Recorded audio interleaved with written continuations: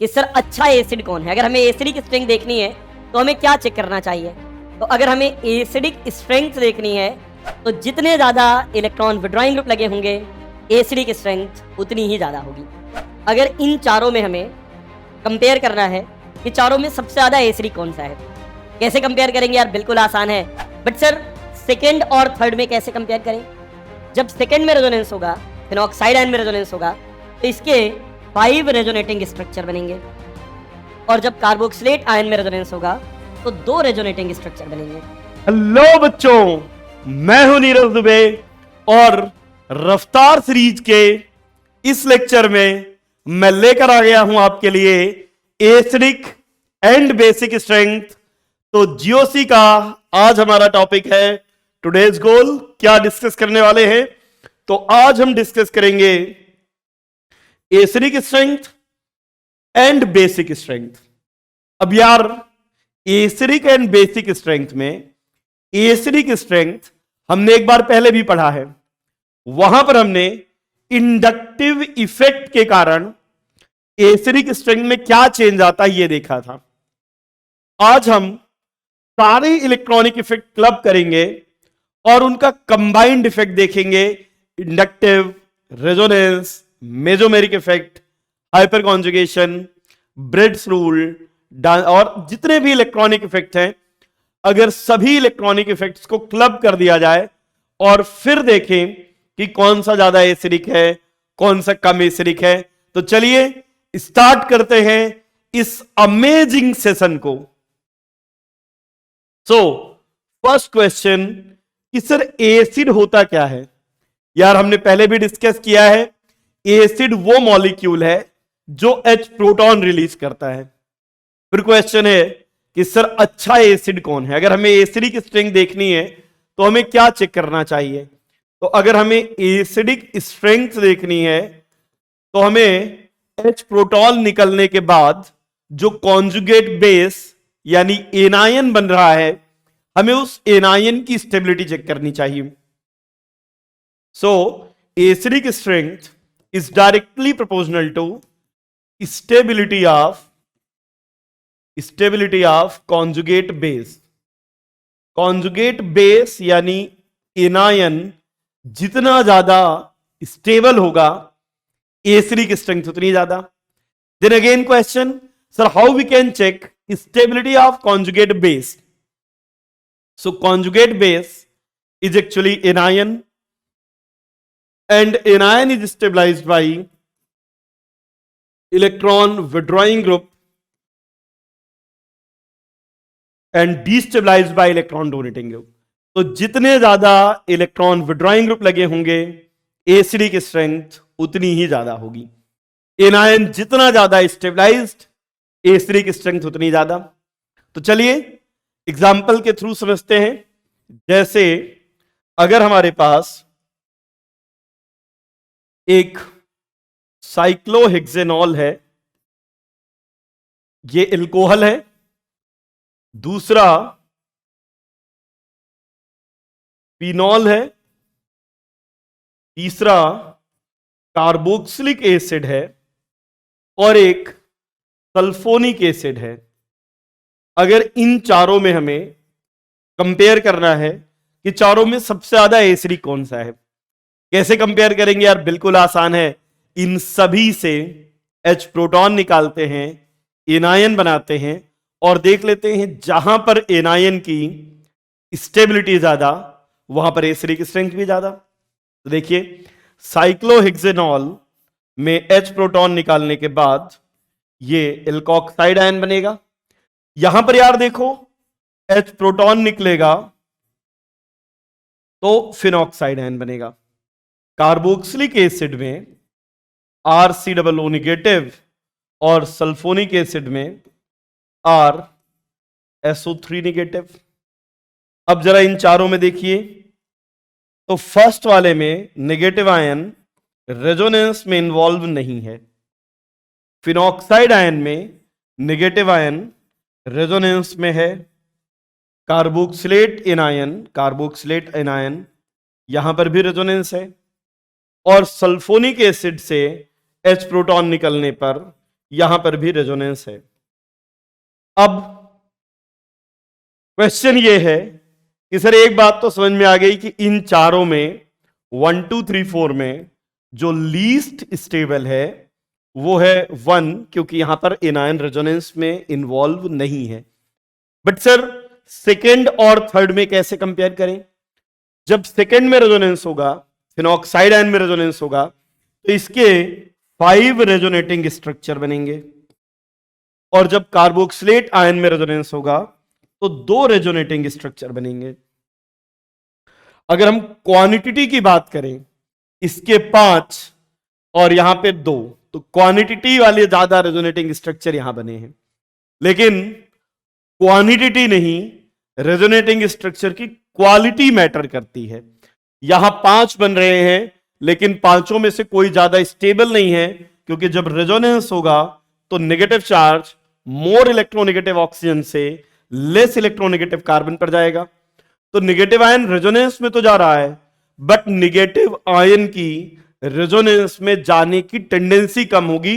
Most of electron cloud already oxygen के पास रहेगा, लेकिन यहां पर negative charge more electronegative oxygen से मोर इलेक्ट्रोनेगेटिव ऑक्सीजन पर जा रहा है, तो दोनों के बीच में इक्वल डिस्ट्रीब्यूशन होगा। जैसे अगर यहां पर ऑक्सीजन पर 100% इलेक्ट्रॉन क्लाउड है, यहां पर रेजोनेंस में जा रहा है लेकिन लेस इलेक्ट्रोनेगेटिव कार्बन पर जा रहा है, सो most of the electron cloud is still present on oxygen atom.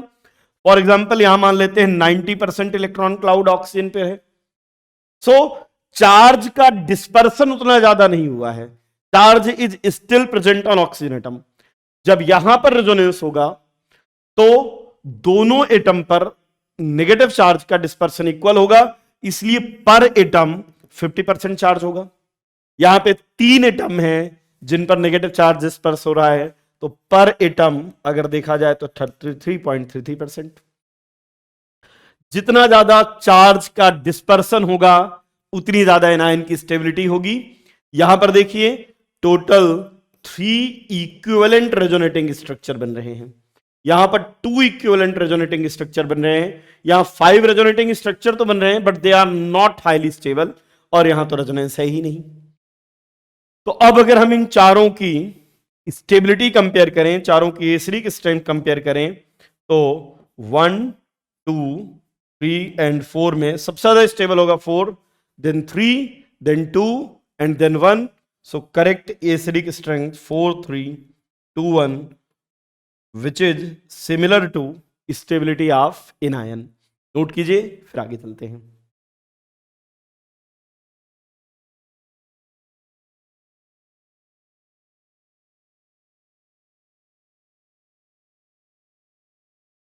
चलिए कुछ और एग्जांपल लेते हैं।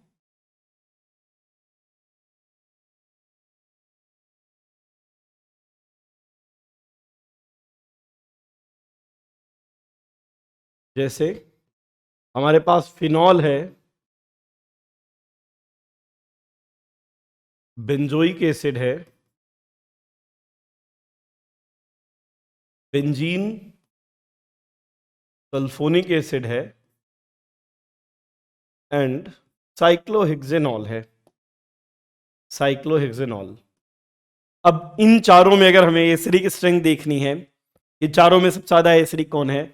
अगेन सल्फोनिक एसिड और कार्बोक्सिलिक एसिड अगर दोनों हैं तो सल्फोनिक एसिड की एसिडिक स्ट्रेंथ ज्यादा होगी, तो नंबर 1 पे आएगा sulphonic, number 2 carboxylic, number 3 phenol, और एल्कोहल सबसे कम। So correct sequence 3 2 1 and 4 minimum acidic होगा। जो एसिडिक स्ट्रेंथ का सीक्वेंस है वही सीक्वेंस के वैल्यू का है, और पीके वैल्यू का जस्ट रिवर्स होगा। चलिए और एग्जांपल लेते हैं। जैसे एक हमारे पास OH है, OH, ये है,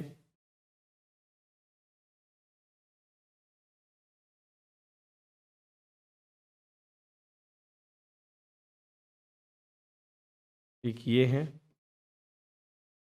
और ये है। इन सभी में अगर देखें इन सभी में अगर देखें तो जहां पर नेगेटिव आयन की स्टेबिलिटी ज्यादा होगी वहां पर एसिडिक स्ट्रेंथ ज्यादा होगी। इन चारों में सबसे ज्यादा नेगेटिव आयन यहां पर स्टेबल होगा, फिर इस पर, फिर इस पर, फिर इस पर।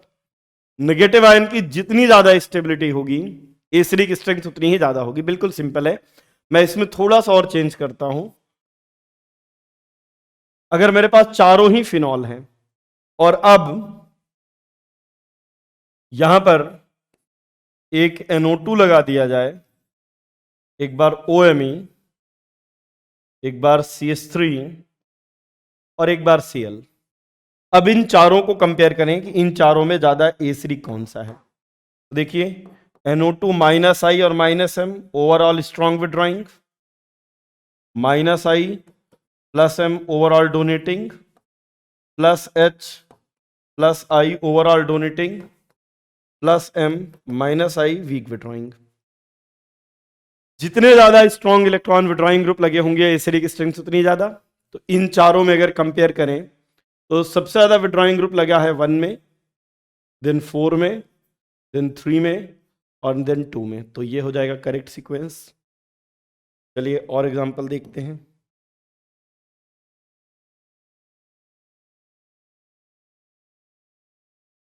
अगर हमारे पास फिनॉल है और एक बार फिनॉल पे 3 NO2 लगे हैं, ट्राई नाइट्रोफिनॉल, जिसको हम पिक्रिक एसिड भी कहते हैं। And picric acid is one of the strongest acid. Strongest acid होने का रीजन है यहां पे 3 स्ट्रॉन्ग इलेक्ट्रॉन विड्रॉइंग ग्रुप लगे हैं। फिर हमारे पास है डाइनाइट्रोफिनॉल, 2 NO2 लगे हैं, डाइनाइट्रोफिनॉल। फिर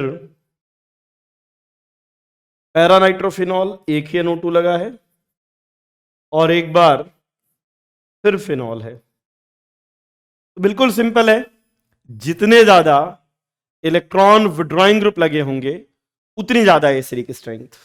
अब इन चारों में अगर देखें तो यहां पर 3 ग्रुप ऐसे हैं जो -I -M लगाएंगे, यहां पर 2 ग्रुप हैं जो -I -M लगाएंगे, यहां पर एक ही है और यहां पर कोई भी नहीं है रेफरेंस। तो जितने ज्यादा electron withdrawing group acidic strength उतनी ज्यादा। सो करेक्ट सीक्वेंस हो जाएगा, सॉरी 4 3 2 1 नहीं, 1 सबसे ज्यादा 1, then 2, then 3 and then 4। Acidic strength 1 2 3 4, सबसे ज्यादा 1, then 2, then 3 and then 4। Note कीजिए, फिर आगे चलते हैं।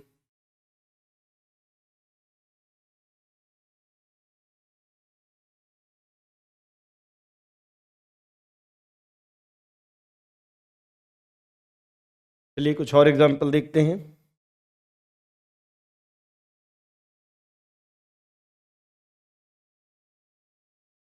देखिए एक है पैरानाइट्रोफिनॉल,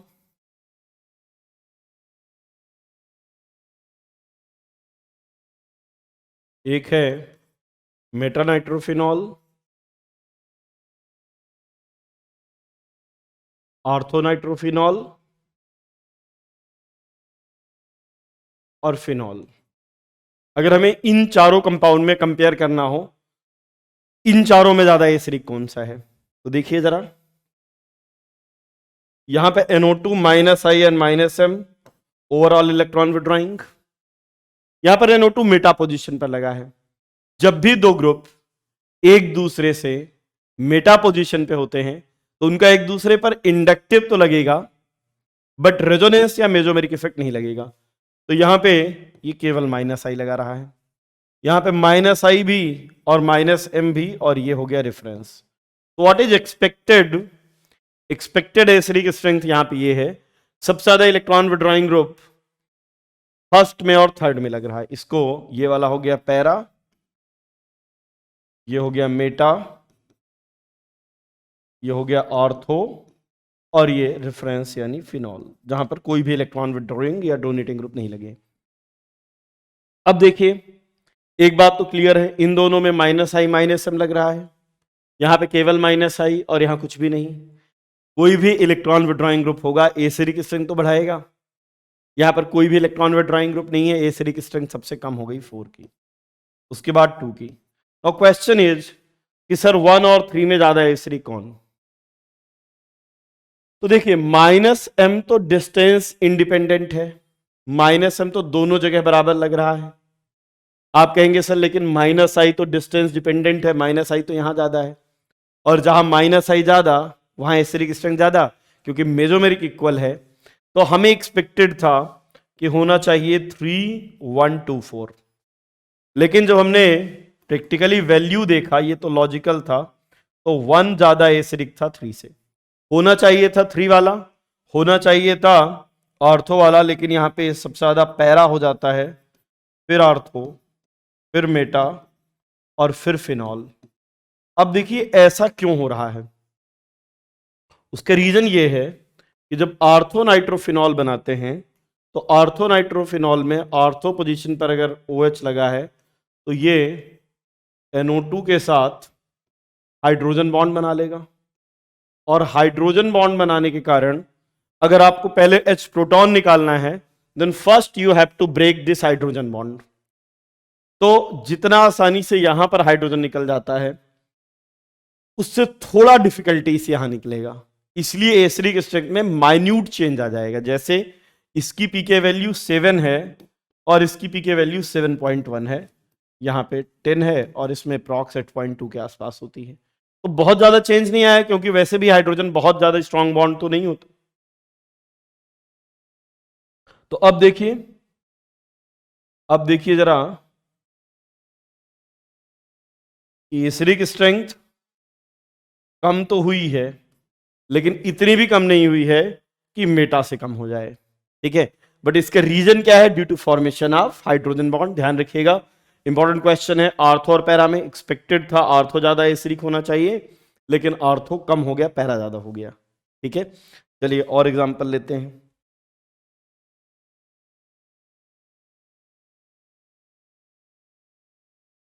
मान लीजिए हमारे पास ये कंपाउंड है, यहां पर 3 टाइप के हाइड्रोजन हैं। एक हाइड्रोजन HA है, यहाँ पे एक HB है और एक HC है।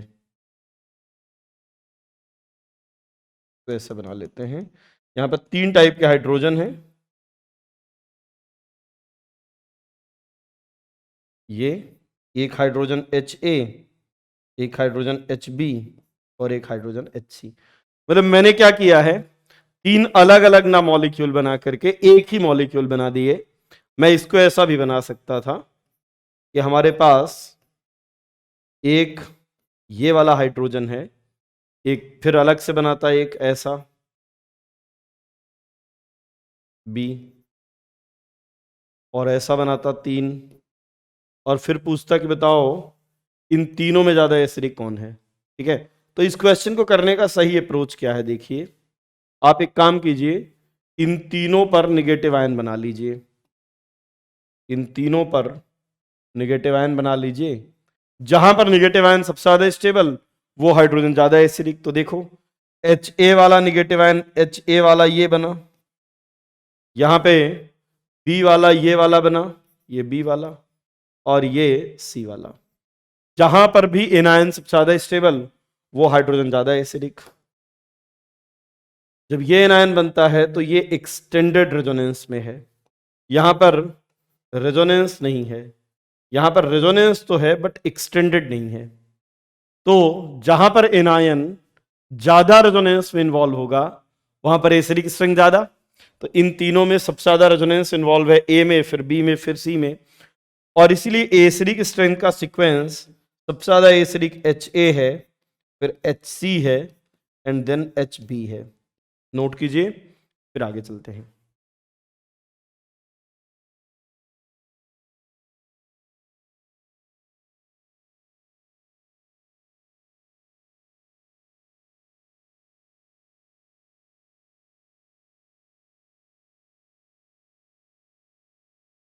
चलिए कुछ और क्वेश्चंस लेते हैं। अगर हमारे पास एक कंपाउंड है, अगेन इस कंपाउंड में 4 हाइड्रोजन हैं। ये है HA, HB, HC और यहां पर जो हाइड्रोजन है वो HD है। अब इन सभी हाइड्रोजन में हमें एसिडिक स्ट्रेंथ कंपेयर करना है कि सबसे ज्यादा एसिडिक कौन सा है। तो बिल्कुल सिंपल है, सभी से H प्रोटॉन निकालते हैं और देखते हैं कहां पर एनायन ज्यादा स्टेबल बनेगा। तो मैं इस बार 4 अलग अलग स्ट्रक्चर ना बना करके एक बार निगेटिव यहां, एक बार निगेटिव यहां, एक बार यहां पे और एक बार यहां पे। अब जरा देखिएगा, जब यहां पर नेगेटिव चार्ज आता है तो 2 कार्बोनाइल ग्रुप के साथ रेजोनेंस करेगा, तो सबसे ज्यादा एसिडिक तो HB है। जब यहां पे आएगा तो 1 कार्बोनाइल के साथ, यहां पर भी 1 कार्बोनाइल के साथ, तो कंपेरेटिवली लेस रेजोनेंस में इन्वॉल्व है। लेकिन अब यहां पे ये 1 डिग्री कार्बन आयन बना है, यहां पे 2 degree carbon ion, and 1 degree carbon ion ज्यादा एसिडिक है, HB, HA, then HC and then HD। ये हो जाएगा करेक्ट सीक्वेंस। ठीक है, चलिए और एग्जांपल देखते हैं। अगर हमारे पास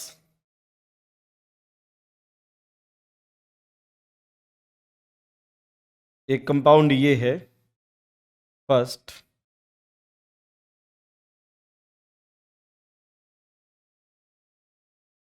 दूसरा ये है,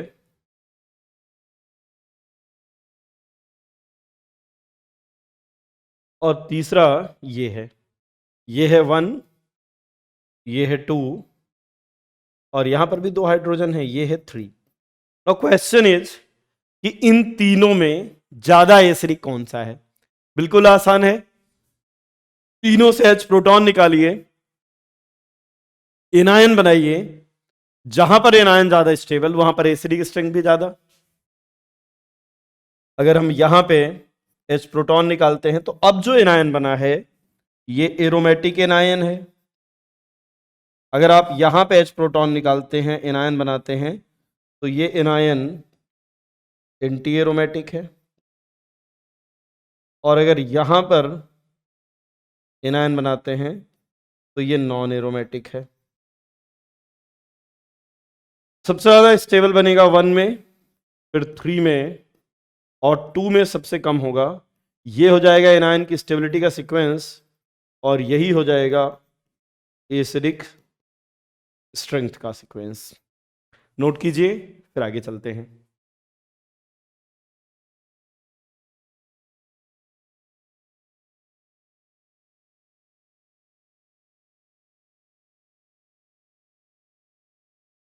चलिए कुछ और एग्जांपल, जैसे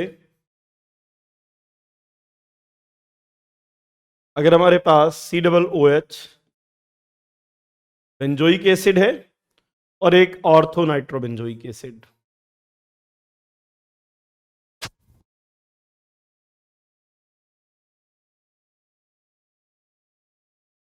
ये 2 कंपाउंड है।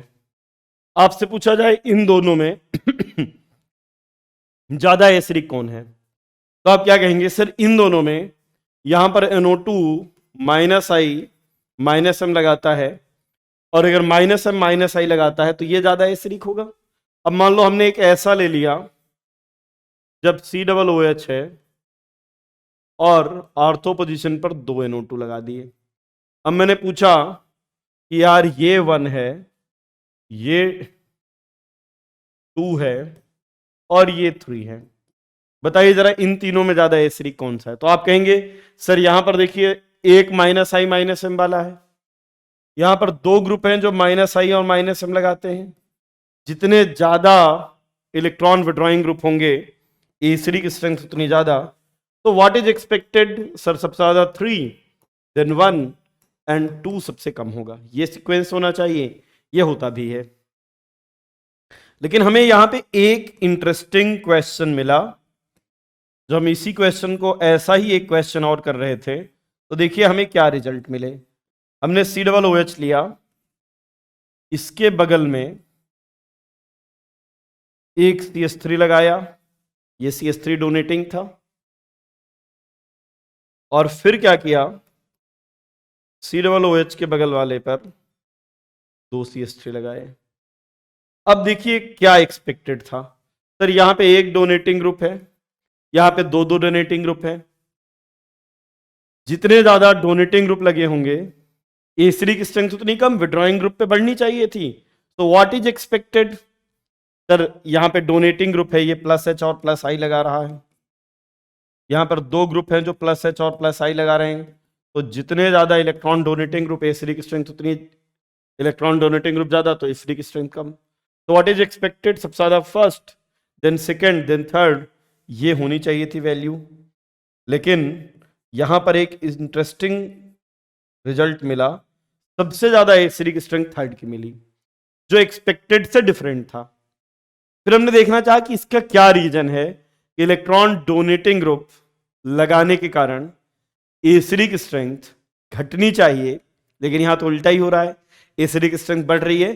क्योंकि इसका जो रीजन है, यहां पर एक नया इफेक्ट लग रहा है। यहां पर लगता है आर्थो इफेक्ट और यहां पर लगता है SIR इफेक्ट। और अब अगर हमें यह पता करना है कि इन तीनों में ये सबसे ज्यादा एसिडिक क्यों है, तो उसके लिए हमें देखना होगा आर्थो इफेक्ट और SIR।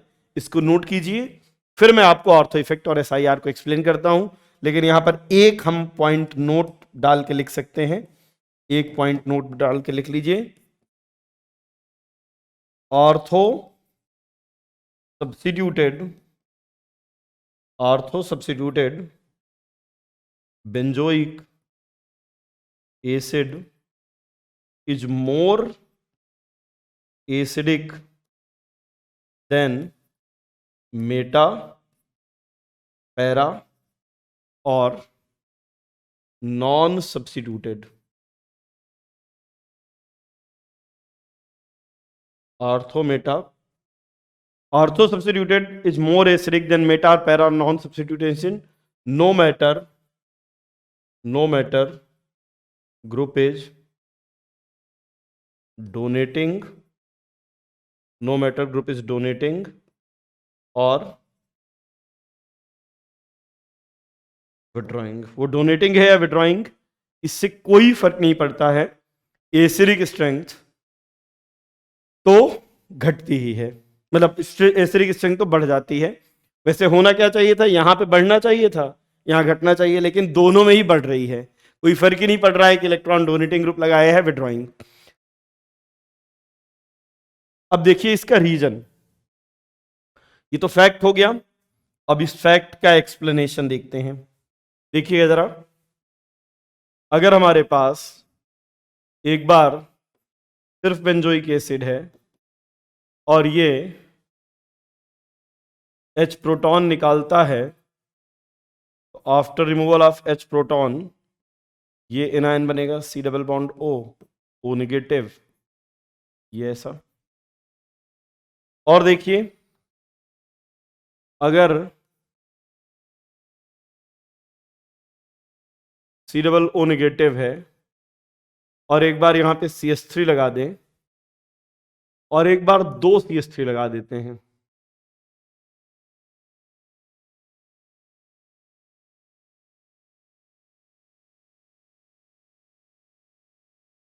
तो दोनों में इंपैक्ट क्या पड़ेगा? ठीक है ना, यहां पे H प्रोटॉन निकलने के बाद मोनो एनायन बना, अगर ये एनायन और ये एनायन है ना, ठीक है ना, ये सेकंड वाले से, मतलब ये किससे बना होगा? बेसिकली यहां पे मैं बना देता हूं किस एसिड से बना है, तो ये COOH और यहां पे CH3 इससे बना है, और ये वाला यहां पे दो CH3 लगा दिया जाए इससे। मैंने तीनों के एनायन बना देता हूं, तीनों का है ना, यहां पर एनायन बना दिया मैंने, बस ये एनायन। अब एक बात आपको समझनी पड़ेगी, एसिडिक स्ट्रेंथ देखने के लिए एसिडिक स्ट्रेंथ तब ज्यादा होगी जब एनायन ज्यादा स्टेबल हो। हम स्टेबिलिटी किसकी चेक कर रहे हैं? एनायन की। जहां कहीं पर भी एनायन ज्यादा एसिडिक, वहां पर एसिडिक स्ट्रेंथ ज्यादा। ठीक है, तो अब इन तीनों में एनायन देखिए, अगर एनायन कहां पे ज्यादा स्टेबल है, तो देखो यहां पे ये एनायन कार्बोनाइल ग्रुप के साथ रेजोनेंस कर रहा है, राइट, क्योंकि ये पूरा मॉलिक्यूल प्लेनर है, ये पूरा मॉलिक्यूल प्लेनर है, एक ही प्लेन में है, मतलब ये कार्बोक्सिलेट एनायन और बेंजीन रिंग दोनों एक ही प्लेन में है। तो एक प्लेन में है, तो ये नेगेटिव आयन इस कार्बोनाइल ग्रुप के साथ रेजोनेंस करेगा। उसके अलावा पाई सिग्मा पाई, उसके अलावा ये पाई बॉन्ड भी इस कार्बोनाइल ग्रुप के साथ रेजोनेंस करेगा। अब ध्यान से देखिएगा, हम यहां पर देख रहे हैं कि नेगेटिव आयन कहां पर रेजोनेंस में ज्यादा इन्वॉल्व है। इसमें दो टाइप के रेजोनेंस है, एक तो नेगेटिव आयन रेजोनेंस में है और एक ये कार्बोनाइल ग्रुप पाई बॉन्ड के साथ रेजोनेंस में। समझ पा रहे हैं आप? कार्बोनाइल ग्रुप इस नेगेटिव आयन के साथ भी रेजोनेंस में है एंड कार्बोनाइल ग्रुप इस बेंजीन रिंग के साथ में भी रेजोनेंस है। हम यहां पर चेक कर रहे हैं नेगेटिव आयन की स्टेबिलिटी। अगर ये नेगेटिव आयन स्टेबलाइज हो जाए तो एसिडिक स्ट्रेंथ बढ़ जाएगी, लेकिन यहां पे ये कार्बोनाइल ग्रुप अगर बेंजीन रिंग के साथ रेजोनेंस करेगा तो बेंजीन रिंग के साथ जितना ज्यादा रेजोनेंस होगा, अगर ये कार्बोनाइल ग्रुप बेंजीन रिंग के साथ रेजोनेंस करने लगेगा तो नेगेटिव आयन की रेजोनेंस में जाने की टेंडेंसी कम हो जाएगी। अगर इसमें ये खुद इसके साथ रेजोनेंस करने लगा तो फिर ये नेगेटिव आयन रेजोनेंस में नहीं जाएगा। हम यहां पे चेक कर रहे हैं नेगेटिव आयन की स्टेबिलिटी, लेकिन प्रॉब्लम क्या है कि ये कार्बोनाइल ग्रुप नेगेटिव आयन के साथ रेजोनेंस करने के साथ साथ बेंजीन रिंग के साथ भी रेजोनेंस कर रहा है, और अगर बेंजीन रिंग के साथ रेजोनेंस करेगा तो नेगेटिव आयन की रेजोनेंस में जाने की टेंडेंसी कम हो जाएगी। यहां पर देखिए क्या होता है, ये CH3 और ये COO नेगेटिव, ये इनके बीच में रिपल्सन होता है। अगर सब कुछ एक ही प्लेन में है तो ये इसको रिपेल कर रहे होंगे, जिसके कारण ये मॉलिक्यूल प्लेनर से नॉन प्लेनर ज्योमेट्री अडॉप्ट करता है। तो जहां ये परफेक्टली प्लेनर है, ये प्लेनरिटी चेंज करके नियरली प्लेनर हो जाता है। अब देखिए जरा, नियरली प्लेनर होने से क्या होगा। नियरली प्लेनर होने से, अब अगर प्लेनर है, दोनों एक ही प्लेन में होते तो कार्बोनाइल ग्रुप और बेंजीन दोनों रेजोनेंस करते, लेकिन अब अगर बेंजीन रिंग इस प्लेन में है तो COO नेगेटिव इस प्लेन में, और अगर COO नेगेटिव इस प्लेन में तो बेंजीन रिंग स्लाइटली प्लेन से डिविएट होगा। जब प्लेनरिटी चेंज होगी, अब ये तो पूरा एक प्लेन में है लेकिन ये अलग प्लेन में, अगर ये वर्टिकल प्लेन में है तो ये हॉरिजॉन्टल प्लेन में, तो ये तो आपस में रेजोनेंस करेंगे, लेकिन बेंजीन रिंग का कार्बोक्सिलिक ग्रुप के साथ अब रेजोनेंस नहीं हो पाएगा क्योंकि ये दोनों अलग अलग प्लेन में हो गए। तो यहां पर ये वाला जो रेजोनेंस है, ये वाला रेजोनेंस डिक्रीज हुआ। जब ये वाला रेजोनेंस डिक्रीज हुआ तो नेगेटिव आयन को ज्यादा चांस मिला कि अब वो कार्बोनाइल ग्रुप के साथ रेजोनेंस करे, तो नेगेटिव चार्ज के रेजोनेंस में जाने की टेंडेंसी बढ़ गई। यहां पर ये वाला रेजोनेंस ज्यादा हो रहा था, ये कम हो गया था। इस बार ये वाला रेजोनेंस कम हुआ, ये वाला रेजोनेंस बढ़ा। इस बार क्या है, अगर ये तीनों एक ही प्लेन में होंगे तो बहुत ज्यादा क्राउडिंग है, तो ये अब पूरी तरह से प्लेन चेंज कर लेगा। COO नेगेटिव ऐसा तो ये ऐसा, अब ये था नियरली प्लेनर और ये हो गया नॉन प्लेनर। अब अगर ये नॉन प्लेनर हो गया तो अब देखिए जरा, इस टाइप का जो रेजोनेंस था वो रेजोनेंस हो जाएगा खत्म। नॉन प्लेनर, क्योंकि रेजोनेंस के लिए मॉलिक्यूल का एक प्लेन में होना जरूरी है, तो अब ये रेजोनेंस करेगा नहीं। So now this negative ion is 100% involve in resonance with this carbonyl group. अब ये नेगेटिव आयन के पास केवल एक ही चॉइस है कि वो कार्बोनाइल ग्रुप के साथ रेजोनेंस करे। So negative ion is maximum involve in resonance. Negative ion जितना ज्यादा रेजोनेंस में इन्वॉल्व होगा उतनी ज्यादा स्टेबिलिटी होगी नेगेटिव आयन की। अगर इन तीनों में हम स्टेबिलिटी ऑफ कार्बोक्सिलेट एनायन देखें, स्टेबिलिटी ऑफ कार्बोक्सिलेट एनायन देखें कि कहां पर कार्बोक्सिलेट एनायन ज्यादा स्टेबल है, तो सबसे ज्यादा एनायन की स्टेबिलिटी थर्ड में, फिर सेकेंड में, फिर फर्स्ट में। तो 1, फिर 2 और फिर 3। और जो कार्बोक्सिलेट एनायन की स्टेबिलिटी होगी वही एसिडिक स्ट्रेंथ भी होगा, और इसलिए एसिडिक स्ट्रेंथ का भी सीक्वेंस सेम हो जाएगा। और यही रीजन है कि अगर हम बेंजोइक एसिड के आर्थो पोजीशन पर कोई भी ग्रुप लगा लें, no matter it is donating और विड्रॉइंग, डोनेटिंग हो या विड्रॉइंग, वो रिपेल्सन तो क्रिएट करेगा ही, मॉलिक्यूल को नॉन प्लेनर कर देगा, और नॉन प्लेनर करने से ये बेंजीन रिंग इसके साथ रेजोनेंस नहीं करेगा, so this negative ion will be maximum stabilized by resonance of carbonyl group. तो जब आर्थो पोजीशन पर, बेंजोइक एसिड के आर्थो पोजीशन पर एक ग्रुप लगाते हैं तो ये प्लेनरिटी से डिविएट होता है, लेकिन 100% नॉन प्लेनर नहीं होता। इसको कहते हैं आर्थो इफेक्ट। जब दो ग्रुप लगे होते हैं तो आर्थो इफेक्ट, और जब यहां पे कंटिन्यूअसली तीन ग्रुप लगे होंगे तो परफेक्टली नॉन प्लेनर हो जाएगा। इसको कहते हैं SIR, यानी स्टेरिक इनहिबिशन ऑफ रेजोनेंस। तो हमें दो नई बातें पता चली, आर्थो इफेक्ट जिससे प्लेनरिटी में डेविएशन होता है, रेजोनेंस डिक्रीज होता है। SIR जब तीन ग्रुप होते हैं तब लगता है, और जब पूरी तरह से रेजोनेंस बेंजीन रिंग का, ये दोनों परफेक्टली नॉन प्लेनर हो जाएंगे और ये इसके साथ रेजोनेंस करेगा ही नहीं। पाई, आप कहेंगे sir pi sigma pi conjugation तो है, तो रेजोनेंस क्यों नहीं? क्योंकि याद कीजिए मैंने कहा था रेजोनेंस की दो कंडीशन है, एक प्लेनरिटी और एक कंजुगेशन। नोट कीजिए इसको, फिर आर्थो इफेक्ट और SIR को डिटेल में देखते हैं।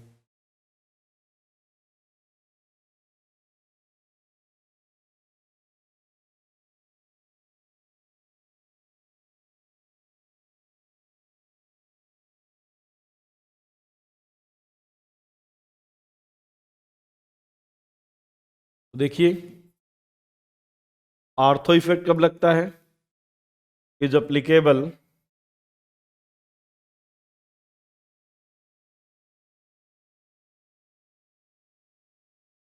when two groups are attached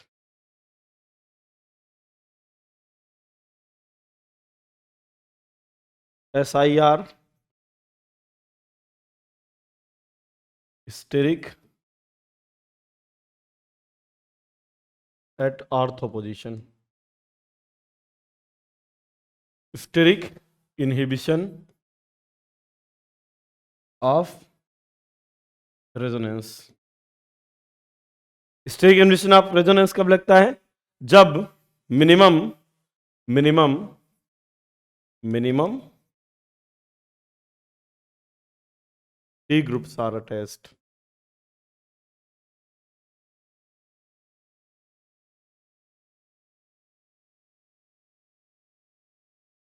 अब देखिए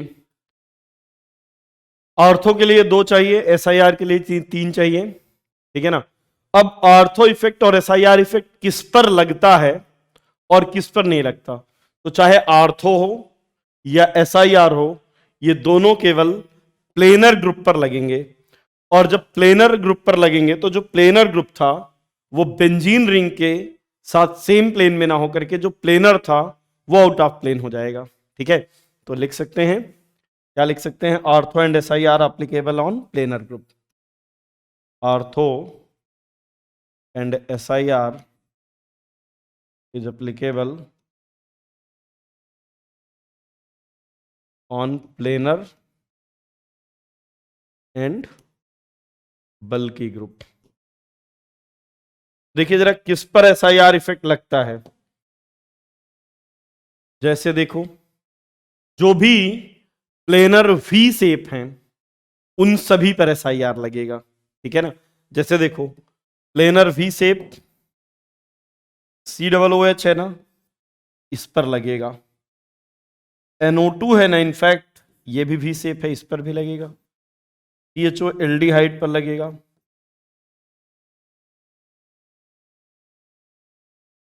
कीटोन है,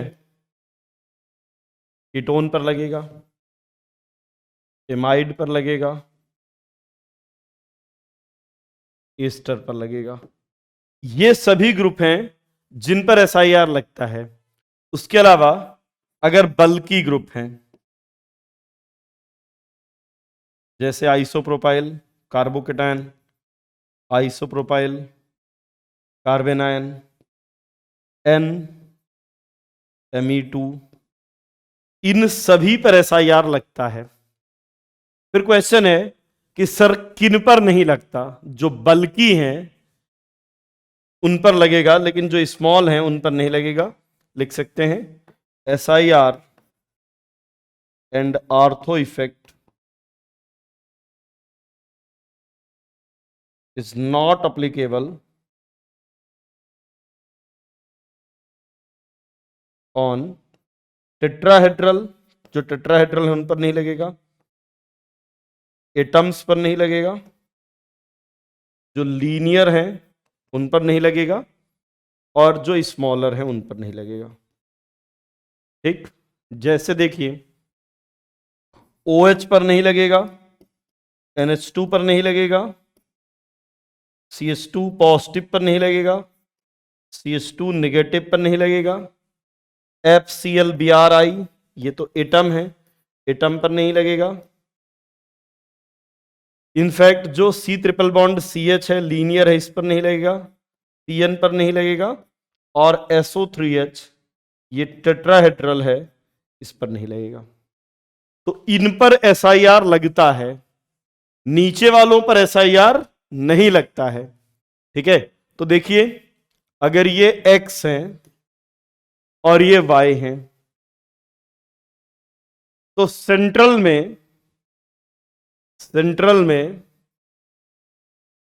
तो X होना चाहिए, और किनारे पे इन दोनों पे X या Y कोई भी हो फर्क नहीं पड़ता। जो बीच वाला है उस पे तो ये चाहिए, किनारे पर SIR लगेगा, इस पर ये आउट ऑफ प्लेन होगा, ये वाले आउट ऑफ प्लेन होंगे। SIR लगा कौन सकता है, तो X और Y दोनों लगा सकते हैं। लगेगा इन पर, लगा कोई भी सकते हैं, ये वाले भी और ये वाले भी। ठीक है, चलिए नोट कीजिए, फिर आगे इसके एग्जाम्पल देखते हैं।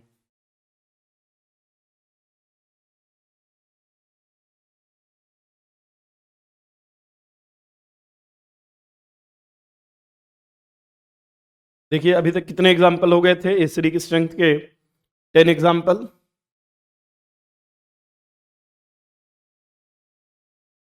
कुछ और एग्जाम्पल लेते हैं, जैसे अगर हमारे पास एक OH है, एक बार OH NO2 है, एक बार OH NO2 के साथ 2 CH3 है। अब अगर इन तीनों में हमें ये कंपेयर करना है कि तीनों में सबसे ज्यादा एसिडिक कौन सा है, ठीक है, तो अब देखिएगा जरा, यहां पे तीनों में सबसे ज्यादा एसिडिक, यहां पे फिनॉल है, रेफरेंस है, ना कोई डोनेटिंग ना विड्रॉइंग।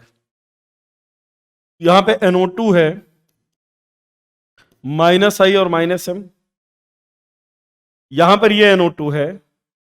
अब देखिए इस बार इस NO2 पर, NO2 प्लेनर है, NO2 पर SIR लग जाएगा, लगा कोई भी सकता है, CH3 भी लगा सकता है। तो ये NO2 इस बेंजीन रिंग के साथ एक प्लेन में न रह करके प्लेन चेंज कर लेगा। अगर बेंजीन रिंग इस प्लेन में है तो NO2 इस प्लेन में हो जाएगा। अभी देखिए अगर हम NO2, तो कुछ ऐसा है, अगर NO2 ऐसा है तो हमें लगता है कि शायद यहां पे ये NO2 अपना -M इफेक्ट शो करना चाहिए। बट प्रॉब्लम ये है कि इस बार ये मॉलिक्यूल नॉन प्लेनर हो गया है। अगर NO2 वर्टिकल है तो हॉरिजॉन्टल होगा ये, तो ये -I तो लगाएगा लेकिन -M नहीं लगाएगा, क्योंकि -M तो रेजोनेंस होता है। इस बार जब ये दो अलग अलग प्लेन में हो गए तो इस टाइप से रेजोनेंस होगा ही नहीं। तो यहां पर -I और -M दोनों लगा रहा है, यहां पर NO2 केवल -I लगा रहा है। इसलिए अगर 1, 2 और 3 में देखें, 3 में SIR लगने के कारण NO2 आउट ऑफ प्लेन हो जाएगा। NO2 आउट ऑफ प्लेन होने के कारण -I इफेक्ट शो करेगा लेकिन -M इफेक्ट शो नहीं करेगा। इसलिए सबसे ज्यादा एसिडिक 2, फिर 3 और देन 1 हो जाएगा। चलिए और एग्जांपल लेते हैं।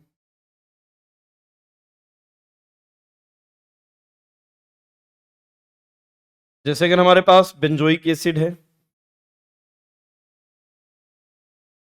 फिर नाइट्रोबेंजोइक एसिड है, एक बार बेंजोइक एसिड, NO2 और यहां पर 2 CH3 लगे हैं,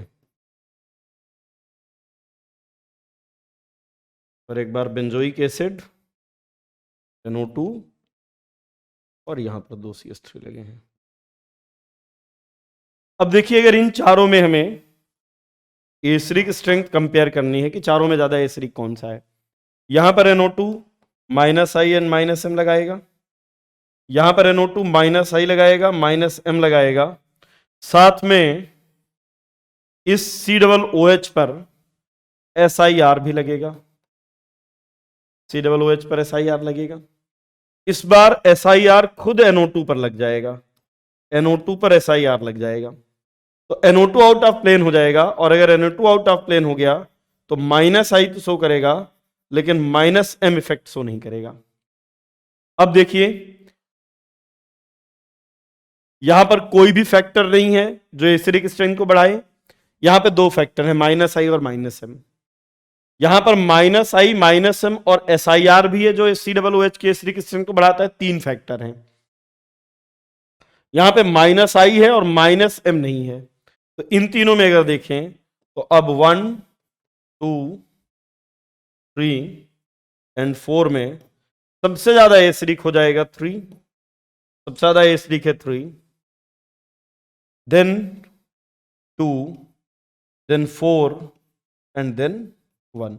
सबसे ज्यादा 3, 3 फैक्टर हैं, -I -M और SiR फिर 2 -I -M, फिर 4 केवल -I, और यहां पर कुछ भी नहीं है। नोट कीजिए, फिर आगे चलते हैं।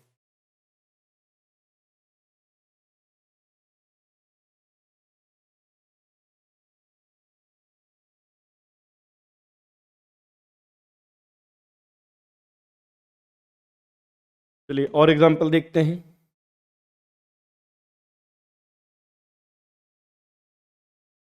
अगर हमारे पास पैरा नाइट्रोबेंजोइक एसिड है,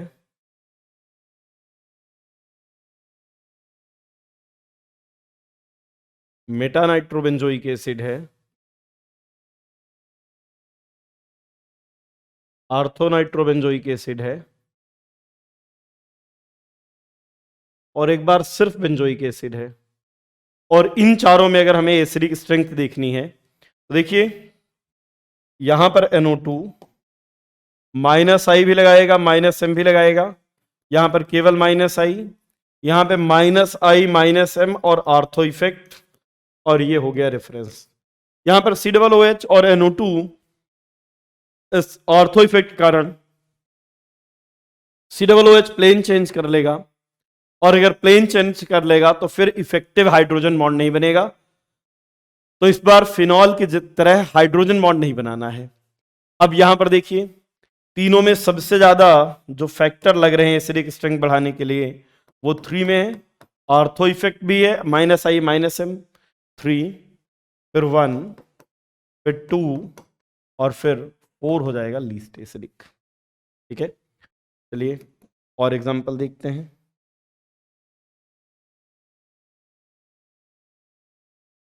अगर हमारे पास बेंजोइक एसिड है, एक para nitrobenzoic acid, para methoxybenzoic acid, para chlorobenzoic acid, और एक सिर्फ बेंजोइक एसिड, इनमें सभी में अगर एसिडिक स्ट्रेंथ देखें तो यहां पर -I -M strong withdrawing, -I + M strong donating, -I and +M but weak withdrawing, और ये रेफरेंस। तो इन चारों में सबसे ज्यादा acidic first, then third, then fourth, और सेकंड में लगे हैं डोनेटिंग ग्रुप, तो एसिडिक स्ट्रेंथ सबसे कम हो जाएगा।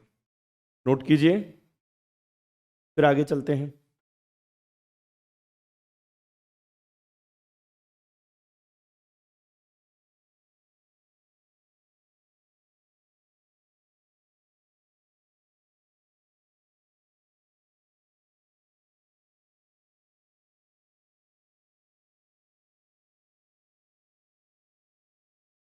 नेक्स्ट देखिए,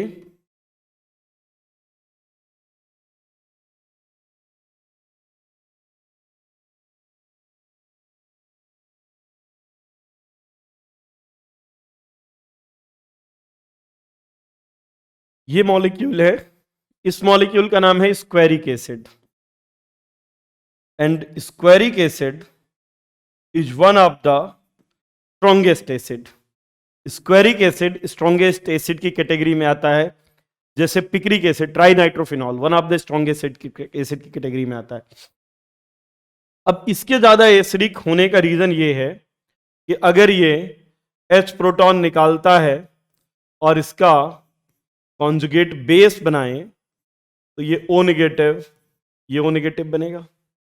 अब ये जो एनायन बना है, इस एनायन में रेजोनेंस है और रेजोनेंस के कारण ये हाईली स्टेबल है। देखिए कैसे रेजोनेंस है, अगर ये इधर जाता है, ये इधर जाता है और ये इधर जाता है, तो जो नया रेजोनेटिंग स्ट्रक्चर बनता है वो कैसा बनेगा, ये ऐसा, डबल बॉन्ड O आ जाएगा यहाँ पे, डबल बॉन्ड O आ जाएगा यहाँ पे, ये O नेगेटिव और ये O नेगेटिव। तो जो दोनों नेगेटिव आयन यहाँ थे वो दोनों नेगेटिव यहाँ आएंगे, फिर दोनों नेगेटिव यहाँ आएंगे, फिर यहाँ आएंगे, कंप्लीट साइक्लिक रेजोनेंस होगा।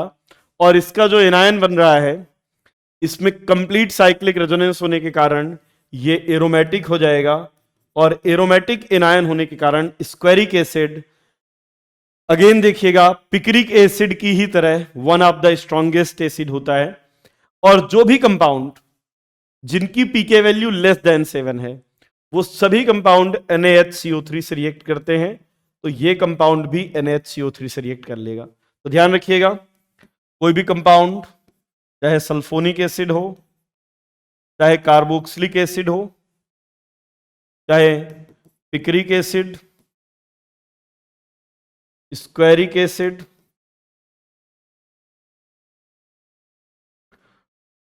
डाइनाइट्रोफिनॉल,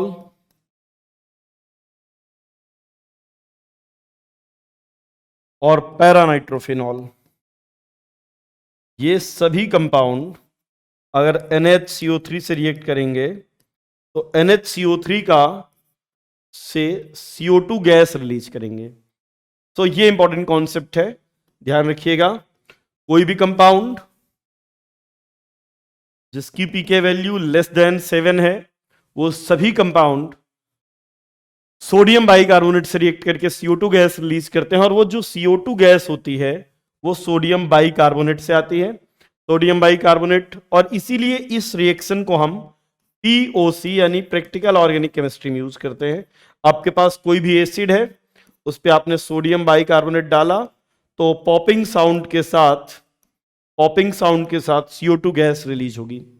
CO2 गैस का रिलीज होना ये कंफर्म करता है कि जो कंपाउंड आपने लिया था वो इनफ एसिडिक है। ठीक है, नोट कीजिए, फिर आगे चलते हैं।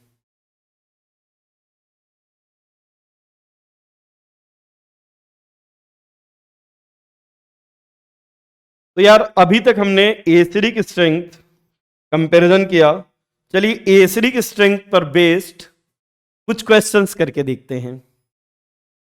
ये JEE 2013 का क्वेश्चन है। यहां पे Cl लगा है, हमें पता है ये -I और +M शो करेगा लेकिन वीक विड्रॉइंग होगा। फिनॉल है CH3 वीक डोनेटिंग है +H और +I के कारण। NO2 very strong -I very strong -M strong withdrawing, और OCH3 -I एंड +M तो स्ट्रॉन्ग डोनेटिंग।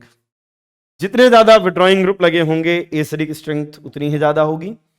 सबसे ज्यादा विड्रॉइंग ग्रुप लगा है सबसे most acidic 3, then 1, then 2 and 4 most donating, so least acidic.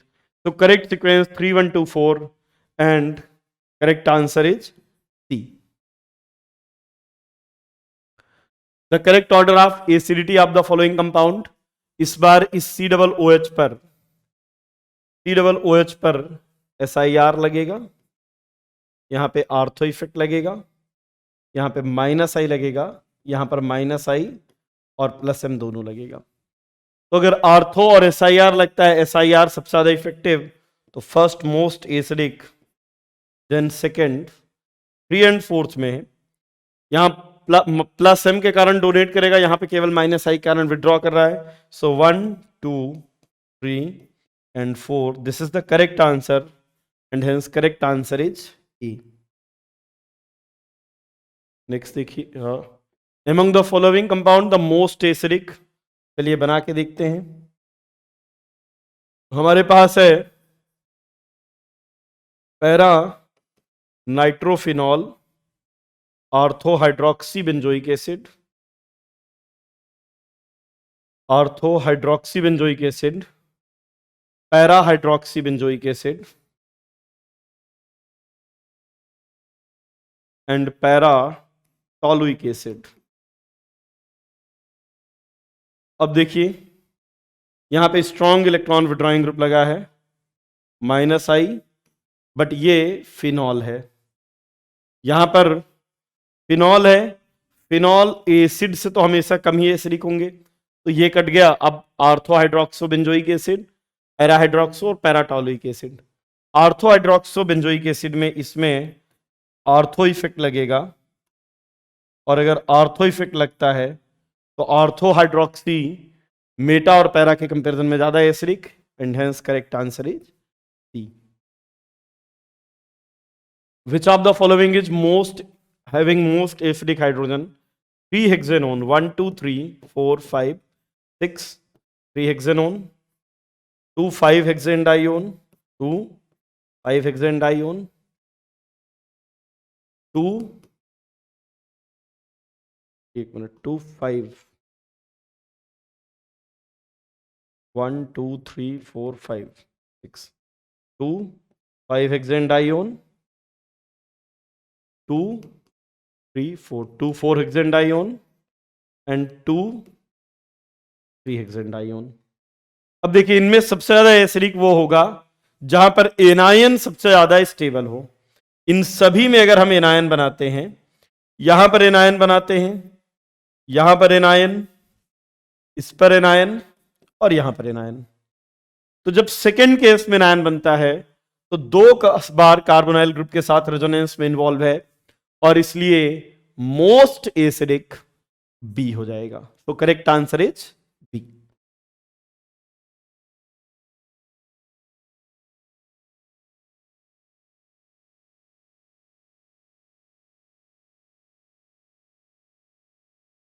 So it's all about acidic strength. Next देखते हैं basic strength. Sir basic strength होता क्या है, बेस क्या है? कोई भी कंपाउंड जो हाइड्रोजन प्रोटॉन को इलेक्ट्रॉन देगा वो बेस है। बिल्कुल, अगर हमें बेसिक स्ट्रेंथ देखनी है तो बेस वो है जो हाइड्रोजन को पेयर ऑफ इलेक्ट्रॉन दे, और अगर हाइड्रोजन को पेयर ऑफ इलेक्ट्रॉन देगा तो ये केटायन बन जाएगा। अच्छा बेस कौन है? जो ज्यादा आसानी से H प्रोटॉन देने के बाद जो कॉन्जुगेट एसिड बना रहा है वो स्टेबल हो। तो अगर ये बेस है तो बेस ने H प्रोटॉन देने के बाद जो बनाया है वो है कॉन्जुगेट एसिड। जहां पर कॉन्जुगेट एसिड जितना ज्यादा स्टेबल होगा बेसिक स्ट्रेंथ उतनी ज्यादा होगी। तो अगर हमें बेसिक स्ट्रेंथ देखनी है, बेसिक स्ट्रेंथ देखनी है तो हमें देखना होगा स्टेबिलिटी ऑफ कॉन्जुगेट एसिड। अब देखिए कॉन्जुगेट एसिड तो एक केटायन है। How cations are stabilized? By electron donating group. तो +M +H और +I ये कॉन्जुगेट स्टेबिलिटी एसिड की स्टेबिलिटी बढ़ाएंगे, -M -H -I घटाएंगे। और देखिए बेसिक स्ट्रेंथ अगर देखना है तो रिएक्शन को फॉरवर्ड डायरेक्शन में शिफ्ट होना होगा।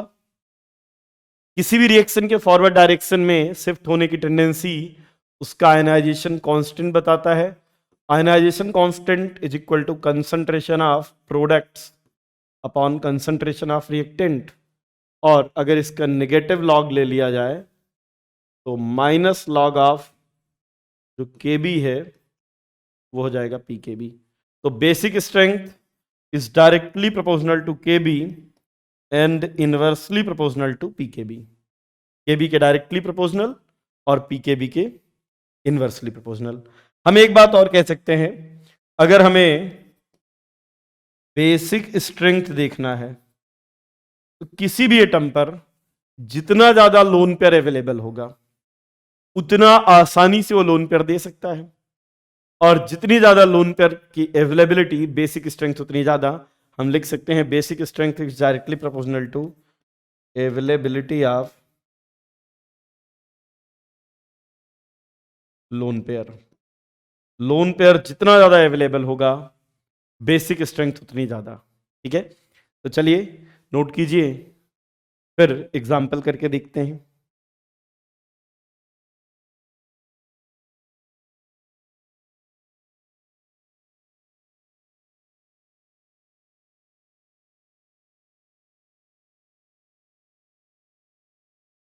देखिए हमारे पास 4 बेस है।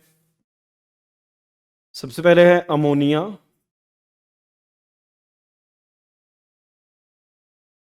CH3NH2 मतलब 1 डिग्री अमीन, CH3NHCH3 2 डिग्री अमीन, और 3 डिग्री अमीन। अब देखिए अगर इन तीनों में हमें बेसिक स्ट्रेंथ देखनी है तो यार बेस वो है जो लोन पेयर इलेक्ट्रॉन दे। किसको दे? H पॉजिटिव को। कोई भी कंपाउंड जितना आसानी से हाइड्रोजन पॉजिटिव को लोन पेयर देता है उतना ज्यादा बेसिक है। अब कौन आसानी से लोन पेयर दे देगा? आप कहेंगे सर जिसके पास होगा वही तो देगा, जिसके पास ज्यादा इलेक्ट्रॉन उसके इलेक्ट्रॉन डोनेट करने की टेंडेंसी ज्यादा। यहां पर नाइट्रोजन के पास लोन पेयर है, यहां पर एक CH3 अपने इलेक्ट्रॉन देकर के नाइट्रोजन पर इलेक्ट्रॉन डेंसिटी बढ़ा रहा है, यहां पर दो CH3 हैं जो इस नाइट्रोजन पर इलेक्ट्रॉन डेंसिटी बढ़ा रहे हैं। और इस वाले केस में अगर आप देखेंगे तो 3 CH3 ऐसे हैं जो इलेक्ट्रॉन डेंसिटी बढ़ा रहे हैं। तो अगर मैं केवल एक पैरामीटर को देखता हूं, केवल मैंने अगर यहां पर इलेक्ट्रॉन डेंसिटी पैरामीटर को देखा है, तो मैं कहूंगा कि यार सबसे ज्यादा बेसिक होने चाहिए 3 डिग्री अमीन, फिर 2 डिग्री अमीन, फिर 1 डिग्री एंड फिर 0 डिग्री यानी अमोनिया। तो ये हम एक्सपेक्ट करेंगे on the basis of electron density. But electron density is one of the factor for basic strength. It is not the only factor. और भी फैक्टर्स हैं क्या? यस सर, और भी फैक्टर हो सकते हैं, and that is stability of cation, stability of conjugate acid.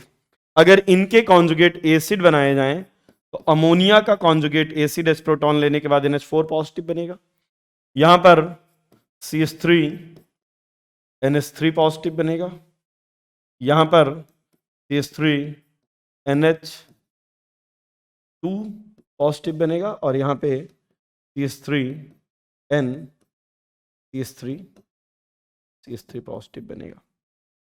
अब अगर इन चारों की स्टेबिलिटी देखी जाए कि इन चारों में सबसे ज्यादा स्टेबल कौन सा है, तो देखिए आप कहेंगे सर अगेन यहां पर 1 डोनेटिंग था, यहां पे 2 डोनेटिंग था, यहां पे 3 डोनेटिंग है, बट हम इनकी स्टेबिलिटी चेक कर रहे हैं इन एक्वस मीडियम।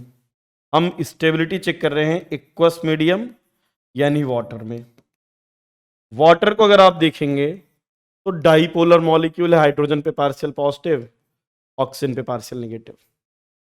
अब देखो वाटर अमोनिया के साथ हाइड्रोजन बॉन्ड बनाता है, यहां पे 4 हाइड्रोजन है जो वाटर के साथ हाइड्रोजन बॉन्ड बना सकते हैं, यहां पर 3, यहां पर 2, और यहां पर अगर आप देखोगे तो केवल एक ही हाइड्रोजन बॉन्ड बना सकता है।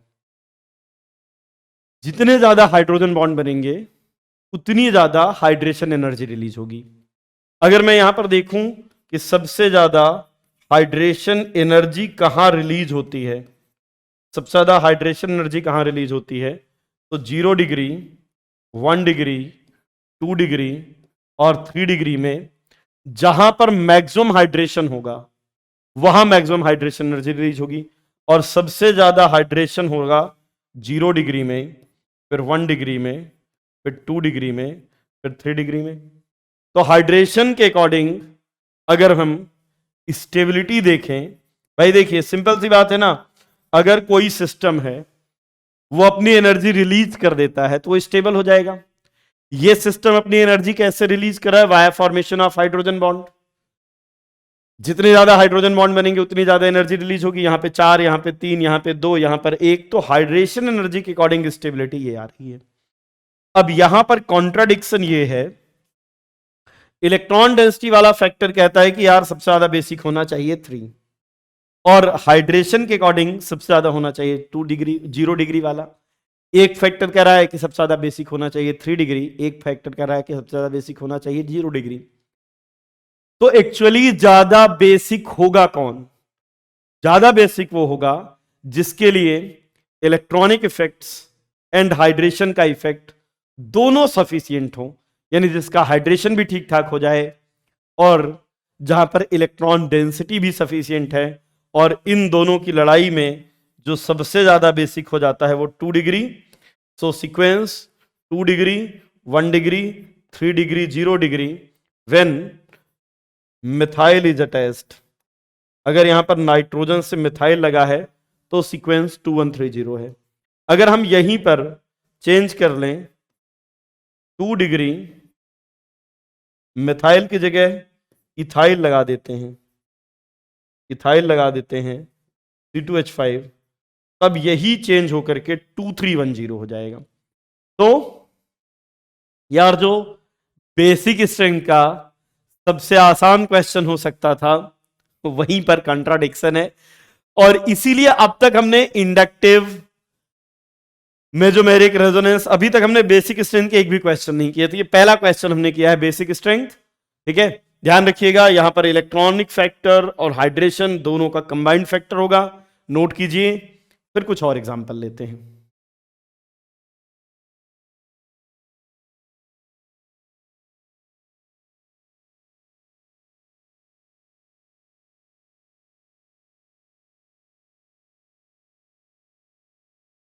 चलिए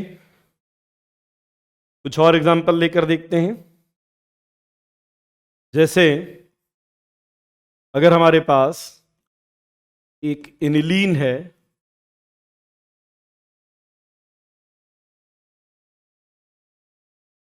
और साइक्लोहेक्साइलअमीन है, इन दोनों में देखें कि ज्यादा बेसिक स्ट्रेंथ कहां होगी। साइक्लोहेक्साइलअमीन में अगर आप देखेंगे तो यहां पर नाइट्रोजन का लोन पेयर रेजोनेंस में है, जबकि मतलब एनिलीन में नाइट्रोजन का लोन पेयर रेजोनेंस में है, जबकि साइक्लोहेक्साइलअमीन में नाइट्रोजन का लोन पेयर रेजोनेंस में नहीं है। और अगर हम एक और ले लेते हैं एमाइड, एमाइड में भी नाइट्रोजन का लोन पेयर रेजोनेंस में इन्वॉल्व नहीं है। यहां पर 2 केस ऐसे हैं जहां पर नाइट्रोजन का लोन पेयर रेजोनेंस में है, और एक केस ऐसा है जहां पर नाइट्रोजन का लोन पेयर रेजोनेंस में नहीं है।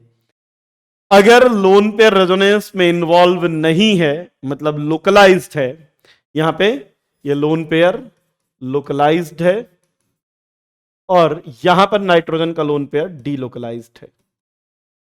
अगर लोकलाइज्ड है वो हमेशा ज्यादा बेसिक होगा, अगर लोन पेयर रेजोनेंस में इन्वॉल्व है, डीलोकलाइज्ड है, तो उसकी बेसिक स्ट्रेंथ हमेशा कम होगी। अब एक बात तो सर क्लियर हो गई कि 1, 2 और 3 में सबसे ज्यादा बेसिक 2 है। फिर सर एमाइड में, एमाइड और एनिलीन में कैसे कंपेयर करें? तो देखिए, जब एनिलीन में नाइट्रोजन का लोन पेयर रेजोनेंस में जाएगा, तो जब एनिलीन में नाइट्रोजन का लोन पेयर रेजोनेंस में जाएगा तो मोर इलेक्ट्रोनेगेटिव नाइट्रोजन से लेस इलेक्ट्रोनेगेटिव कार्बन पर जाएगा। लेकिन यहां पर जब लोन पेयर रेजोनेंस में जाएगा तो मोर इलेक्ट्रोनेगेटिव नाइट्रोजन से कंपैरेटिवली और मोर इलेक्ट्रोनेगेटिव ऑक्सीजन पर चला जाएगा। तो यहां पर लोन पेयर की रेजोनेंस में जाने की टेंडेंसी ज्यादा है। जैसे यहां पर 100% electron cloud is present on nitrogen, यहां पर 90% इलेक्ट्रॉन क्लाउड, और यहां पर अगर आप देखोगे तो नाइट्रोजन से ज्यादा इलेक्ट्रोनेगेटिव ऑक्सीजन पर है, तो नाइट्रोजन पर अगर 45% क्लाउड है, इलेक्ट्रॉन क्लाउड, तो ऑक्सीजन पे 50%, 55%। So most of electron cloud is shifted from nitrogen to oxygen. तो यार जब नाइट्रोजन के पास लोन पेयर रहेगा ही नहीं तो देगा कहां से?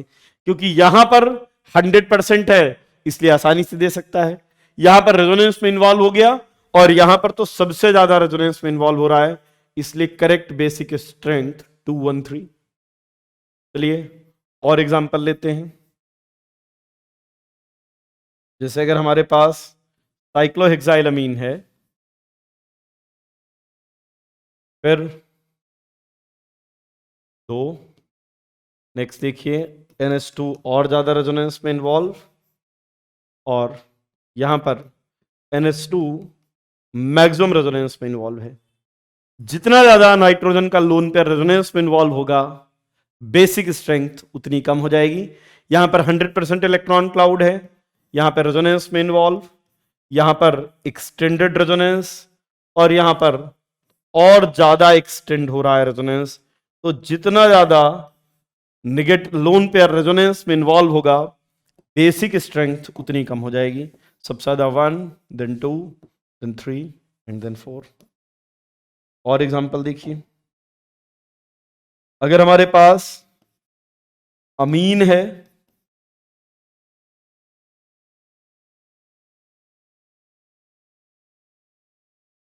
ईमाइन है और साइनाइड है, तो अमीन में यहां पे नाइट्रोजन का lone pair sp3 hybridised atom पे है, यहां पर लोन पेयर sp2 हाइब्रिडाइज्ड में है, और यहां पर लोन पेयर sp हाइब्रिडाइज्ड में है। लोन पेयर जितना ज्यादा मोर इलेक्ट्रोनेगेटिव एटम पर होगा, मोर इलेक्ट्रोनेगेटिव एटम की लोन पेयर को होल्ड करने की टेंडेंसी उतनी ज्यादा, डोनेट करने की टेंडेंसी उतनी कम।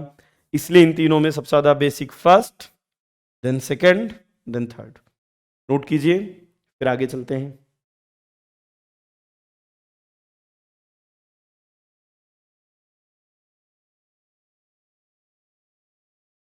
चलिए कुछ और एग्जांपल लेते हैं।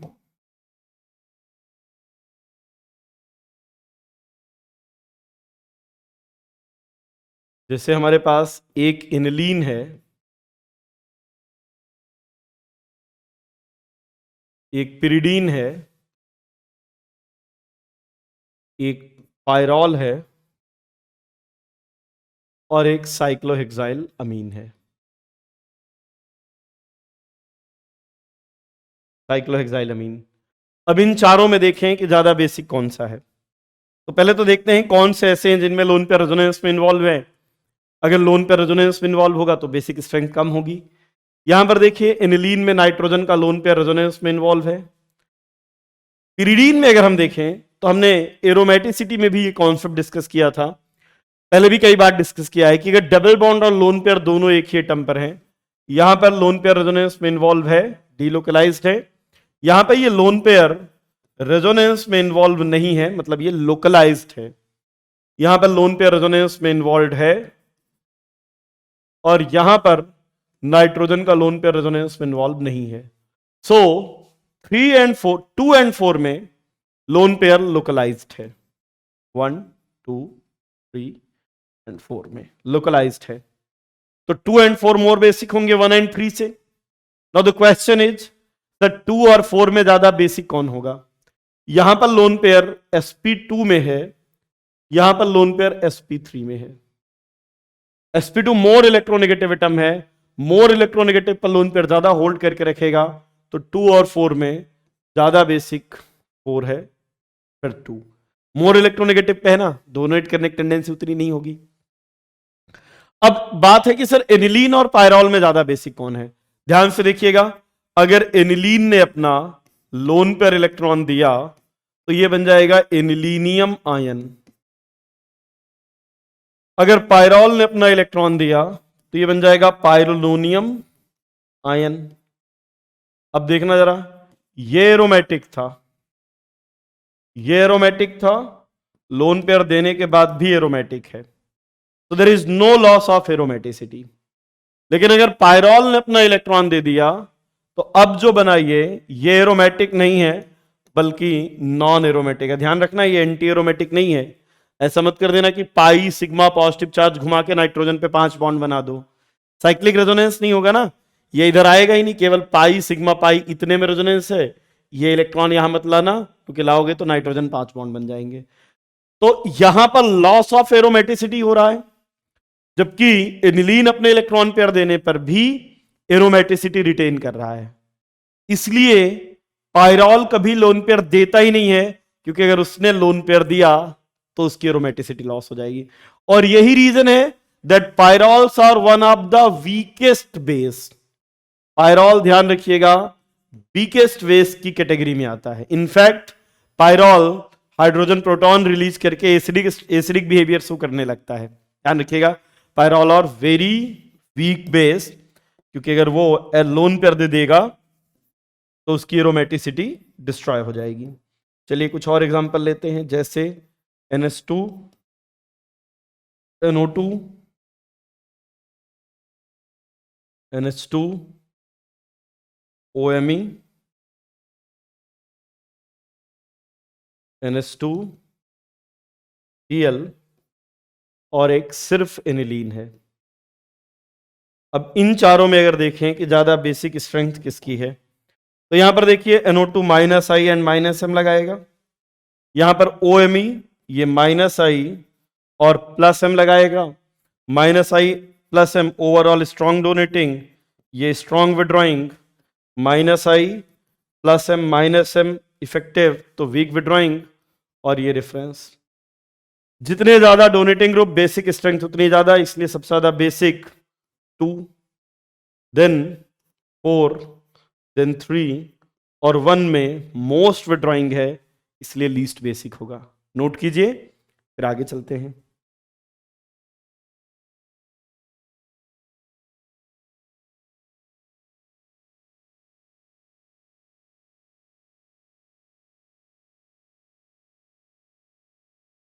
नेक्स्ट देखिए, अगर एनिलीन है और एनिलीन के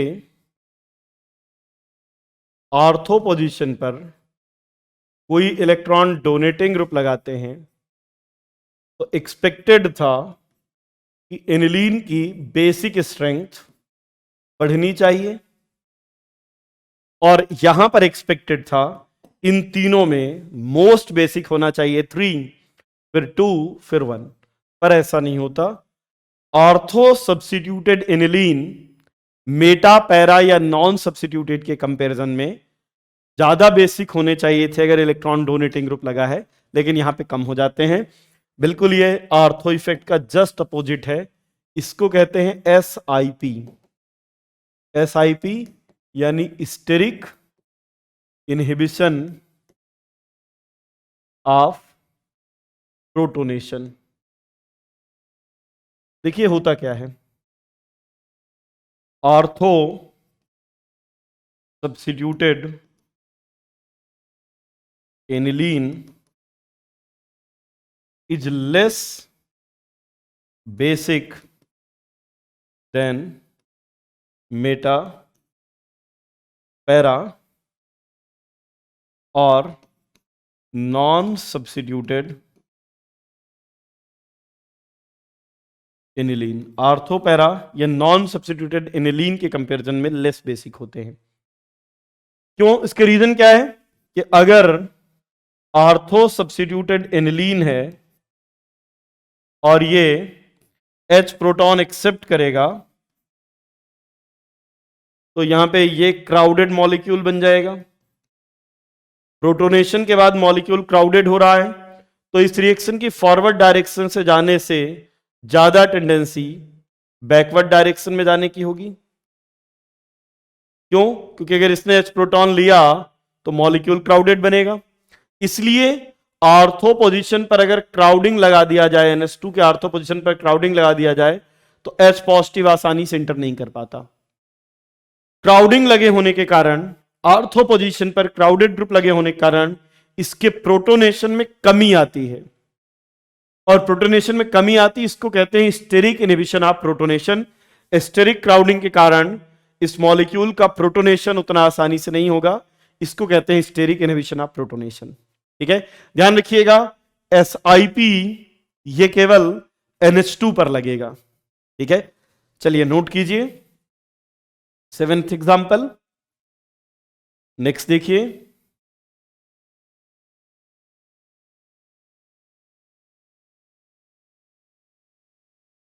अगर हमारे पास एक NH2 NO2 है एक NH2 NO2 Me है। अब बात किया जाए कि इन दोनों में ज्यादा बेसिक कौन होगा, ठीक है। तो देखिए यहां पे ये -I और -M लगाएगा, यहां पर इस बार NO2 पर SiR लगेगा, तो ये -I तो लगाएगा लेकिन -M नहीं लगाएगा। दोनों में से मोर विड्रॉइंग फर्स्ट में है, और अगर जहां पर ज्यादा विड्रॉइंग ग्रुप लगे हैं वहां पर बेसिक स्ट्रेंथ कम हो जाएगी। यहां पर केवल -I, यहां -I और -M, so second is more basic. और एग्जांपल देख लीजिए, अगर हमारे पास NMe2 है, एक बार NMe2 है,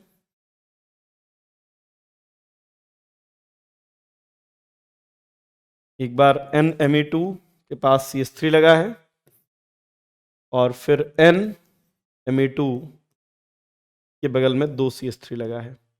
तो सर NMe2 है, अब इस पर क्या, NH2 पर तो छोटा था, उस पर तो आर्थो और SiR नहीं लगता।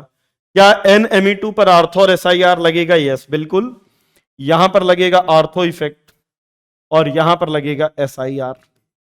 जब आर्थो इफेक्ट लगेगा तो चेंज क्या आएगा, यहां पर नाइट्रोजन का लोन पे रेजोनेंस में इन्वॉल्व है, आर्थो इफेक्ट लगने के कारण ये नॉन प्लेनर होगा और ये परफेक्टली नॉन प्लेनर हो जाएगा। यहां पर नाइट्रोजन का लोन पेयर मैक्सिमम रेजोनेंस कर रहा था, यहां पर रेजोनेंस डिक्रीज हुआ, और अगर नाइट्रोजन का लोन पेयर रेजोनेंस में इन्वॉल्व नहीं है तो बेसिक स्ट्रेंथ बढ़ जाएगी। यहां पर नाइट्रोजन का लोन पेयर रेजोनेंस करेगा ही नहीं, नाइट्रोजन का लोन पेयर रेजोनेंस करेगा ही नहीं, तो यहां पर लोन पेयर लोकलाइज्ड की तरह बिहेव करेगा, और अगर लोकलाइज्ड लोन पेयर है तो बेसिक स्ट्रेंथ सबसे ज्यादा होगी। इसलिए इन तीनों में देखा जाए तो बेसिक स्ट्रेंथ सबसे ज्यादा 3 की, फिर 2 की, फिर 1 की। नोट कीजिए, फिर आगे चलते हैं।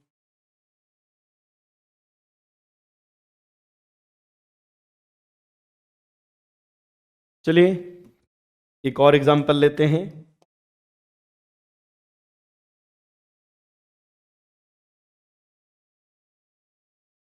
अगर हमारे पास एक है NMe2 NO2, एक NMe2 CH3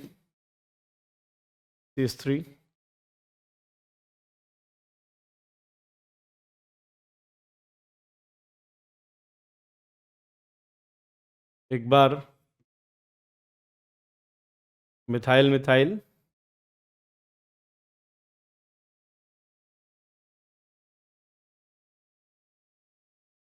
और NMe2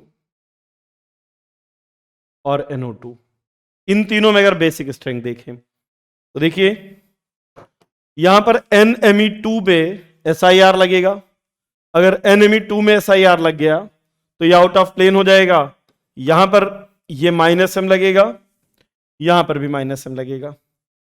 यहां पर इस NO2 पर SiR लगाएगा तो ये -I शो करेगा, -M शो नहीं करेगा, यहां -I और -M दोनों शो करेगा। सबसे पहले तो सबसे ज्यादा बेसिक वो होगा जहां पर नाइट्रोजन का लोन पेयर रेजोनेंस में इन्वॉल्व नहीं है। किसमें इन्वॉल्व नहीं है? तो 2 में, सबसे ज्यादा बेसिक 2। अब यहां पर केवल -I, यहां पर -I और -M दोनों, तो 2 1 3 ये हो जाएगा सीक्वेंस। एक लास्ट एग्जांपल देखते हैं। अगर हमारे पास CH3 C double bond NH H है, दूसरा CH3 C double bond NH NH2 है, और तीसरा है C double bond NH NH2 अब देखिए ये है 1, ये है 2 और ये है 3। इन तीनों के हमें बेसिक स्ट्रेंथ देखनी है। यहां पर नाइट्रोजन का लोन पेयर लोकलाइज्ड है, इस नाइट्रोजन के पास यहां पे इस मॉलिक्यूल में ये है इमाइन, ये है इमिडीन, और ये है ग्वानिडीन। अब देखिए, यहां पर नाइट्रोजन का लोन पेयर रेजोनेंस में नहीं था। यहां पर दो टाइप के नाइट्रोजन है, इसका लोन पेयर रेजोनेंस में है, इसका नीचे वाले का लोन पेयर रेजोनेंस में है, और ये वाला लोन पेयर रेजोनेंस में नहीं है। तो अगर ये ए है और ये बी है तो ज्यादा बेसिक तो बी होगा। अगर यहां पे ये ए बी और सी है तो बी का लोन पेयर रेजोनेंस में नहीं है, ए और सी का लोन पेयर रेजोनेंस में इन्वॉल्व है, तो बी ज्यादा बेसिक, ए और सी इक्वल बेसिक। लेकिन अगर कंपेयर करना है कि इन तीनों में ज्यादा बेसिक कौन है, इस नाइट्रोजन ने अपने इलेक्ट्रॉन दिया, और जब इलेक्ट्रॉन दिया तो यहां पर इलेक्ट्रॉन डेंसिटी बढ़ी। जितनी इलेक्ट्रॉन डेंसिटी इस नाइट्रोजन पर था उससे ज्यादा इलेक्ट्रॉन डेंसिटी यहां पर है। यहां पर ऐसे दो दो एटम हैं जो नाइट्रोजन पर इलेक्ट्रॉन डेंसिटी बढ़ा रहे हैं। तीनों में से सबसे ज्यादा इलेक्ट्रॉन डेंसिटी थर्ड में होगी, फिर 2 में, फिर 1 में, और इसलिए करेक्ट बेसिक स्ट्रेंथ का सीक्वेंस है 3 2 1। नोट कीजिए।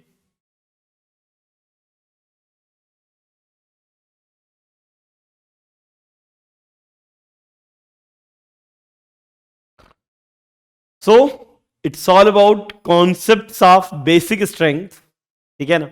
चलिए कुछ एग्जाम्पल करके देखते हैं बेसिक स्ट्रेंथ के।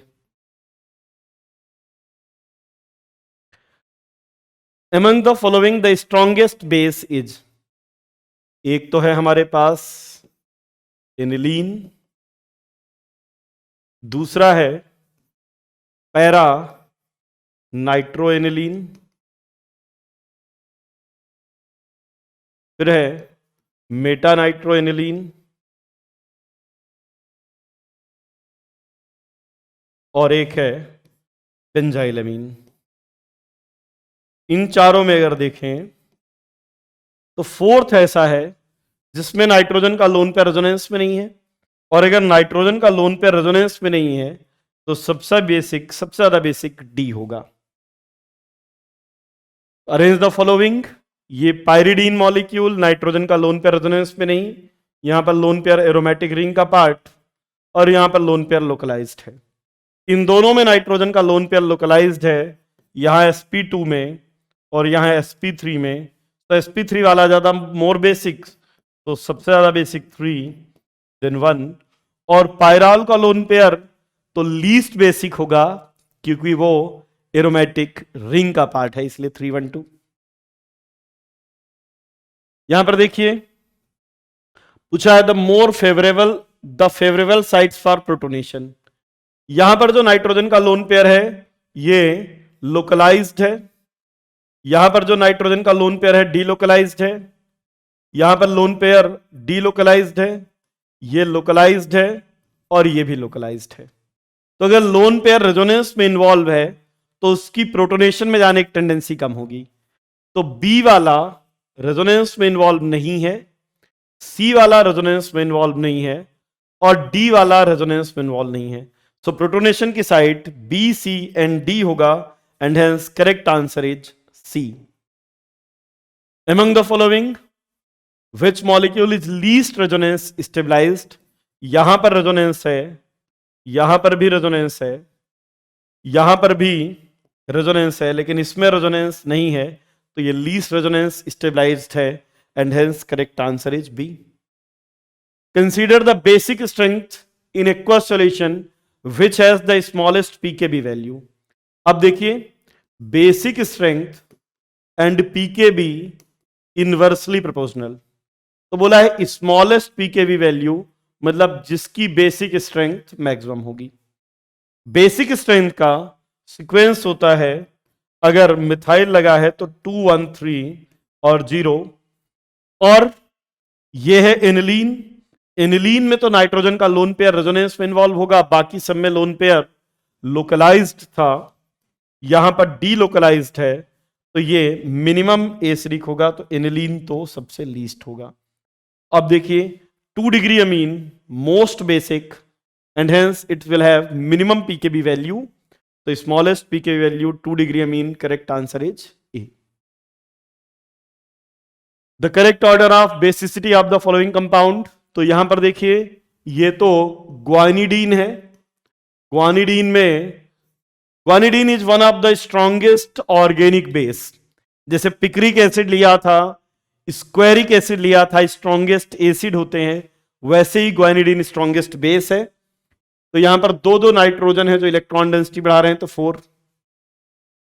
यहां पर देखिए ये नाइट्रोजन की इलेक्ट्रॉन डेंसिटी बढ़ा रहा है, यहां पर देखिए ये नाइट्रोजन की इलेक्ट्रॉन डेंसिटी बढ़ा रहा है, और यहां पर तो ये लोन पेयर एरोमेटिक रिंग का पार्ट है, तो 4 सबसे ज्यादा होगा, ठीक है ना, और 3 मिनिमम होगा। तो 4 सबसे ज्यादा, 3 मिनिमम। अब 1 और 2 में ये ओपन का है, ये रिंग का है, ओपन का ज्यादा बेसिक होगा। सो 4 1 2 3 correct answer is 4 1 2 3 correct answer is E. The correct order of basicity of the following compound: amide, one of the weakest base, ये 2 डिग्री अमीन, 1 डिग्री अमीन, और ये एमिडीन। तो एमिडीन तो सबसे ज्यादा, मतलब एक बात क्लियर है यार, 1 सबसे ज्यादा होगा और 4 सबसे कम होगा। अब बात करें, ये 2 डिग्री है, ये 1 डिग्री है, 2 डिग्री ज्यादा होते हैं, तो 1 3 2 4 1 3 2 4 करेक्ट आंसर इज बी। ठीक है,